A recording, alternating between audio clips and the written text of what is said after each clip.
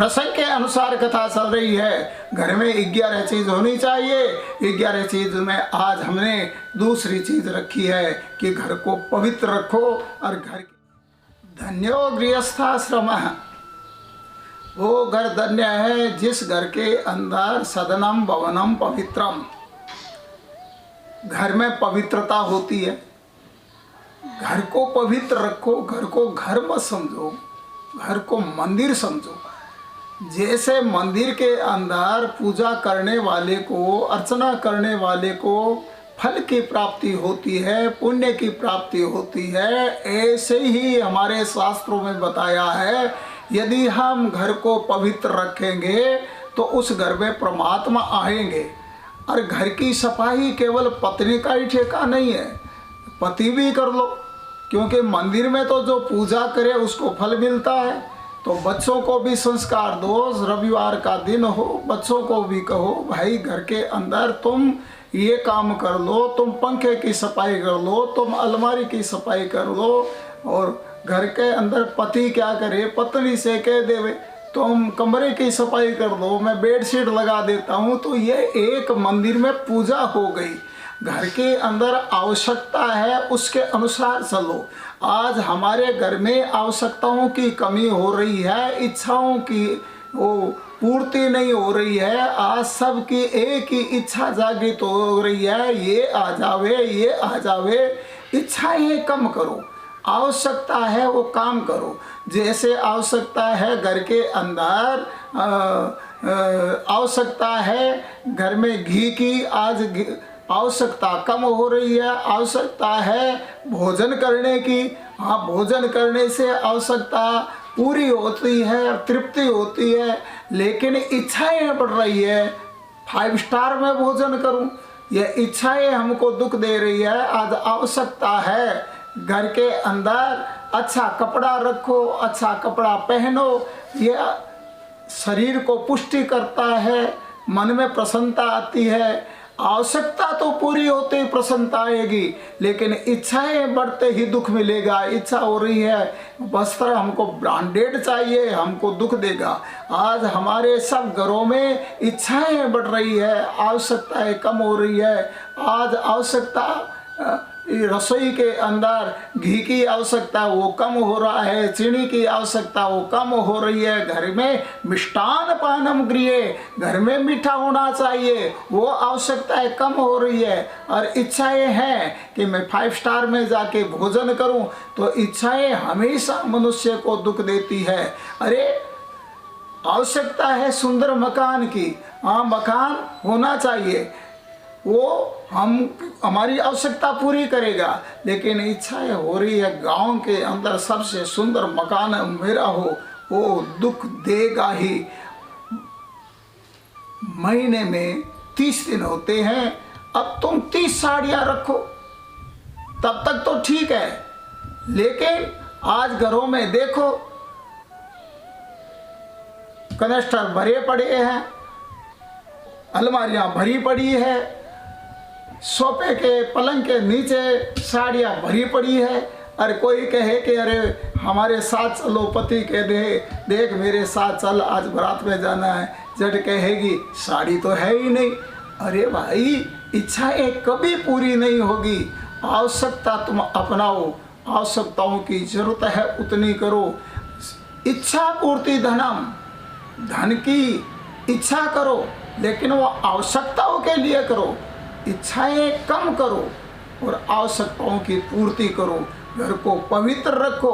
जिस घर में पवित्रता होती है उस घर के अंदर भगवान आते हैं। घर के अंदर पहले हमारी माताएं तुलसी रखती थी, घर के अंदर दीपक जलाती थी, चूल्हे की अग्नि बुझने नहीं देती थी। आज ये सब लोप हो गया है, इसलिए आज किसी के मन में शांति नहीं है। घर के अंदर शांति को अपनाना है तो अपने आप को भगवान के समर्पित कर दो। मैं भगवान का हूँ, मेरा भगवान है, ऐसा अनुभव करो। और इस समय के अंदर तो सब घर में ही बैठे रहते हैं। ये बड़ा भयानक रोग अभी लगा हुआ है।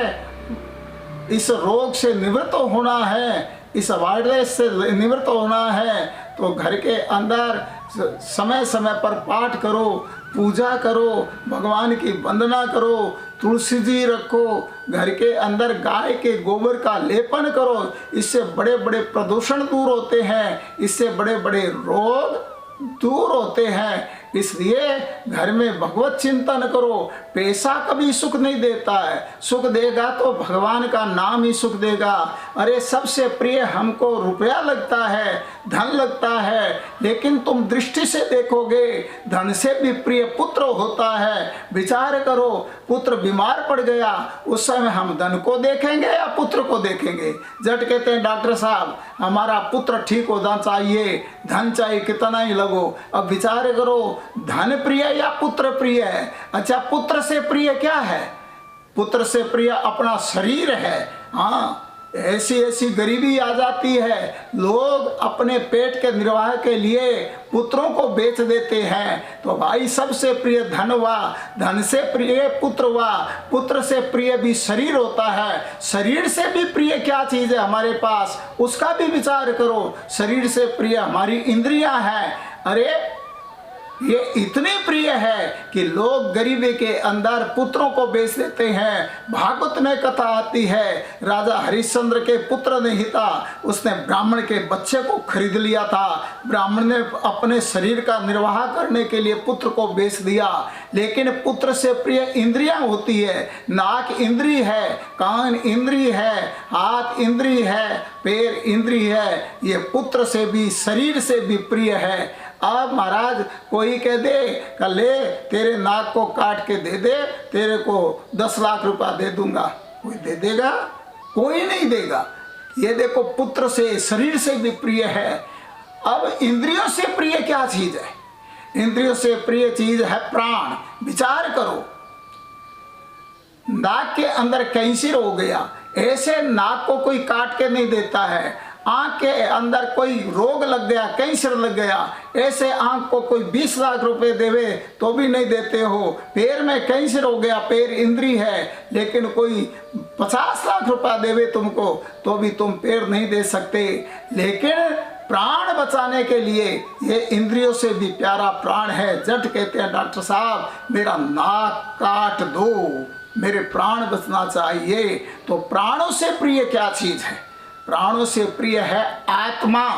प्राण तड़प रहे हैं, उस समय आत्मा बोलती है अरे अब तो प्राण निकल जावे। तो उस आत्म तत्व का तुम रात दिन चिंतन करते रहो। मैं भगवान का हूँ, मेरा भगवान है, मैं जन्मने वाला नहीं, मैं मरने वाला नहीं, मैं तो अजर हूँ, मैं अमर हूँ। ये विचार करो कि किसके बल पर मैं बोल रहा हूँ, किसके बल पर मैं सुन रहा हूँ, किसके बल पर मैं देख रहा हूँ। मेरे को दिखाने वाला कौन है, मेरे को चलाने वाला कौन है। भूख लग रही है मेरे को, इस भूख की अनुभूति कराने वाला कौन है, तृप्ति करने वाला कौन है। आज 90 किलो का किसी का शरीर है, 100 किलो का किसी का शरीर है, उस शरीर को उठाने वाला कौन है? वो मैं हूँ, वो मैं आत्मा हूँ।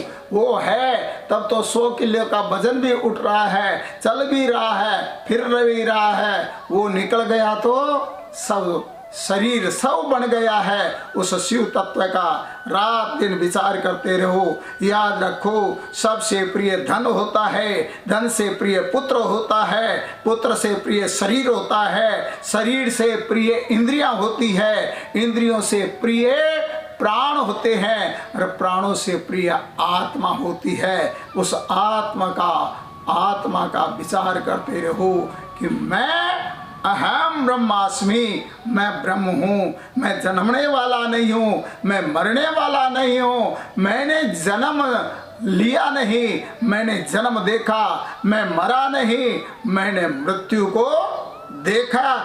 इस बात का तुम रात दिन चिंतन करते रहो। बस यही तुमको सुख और शांति देने वाला है। आगे इसके बारे में और भी विचार करेंगे, वो अगले प्रसंग में बताएंगे, आप सुनते रहना।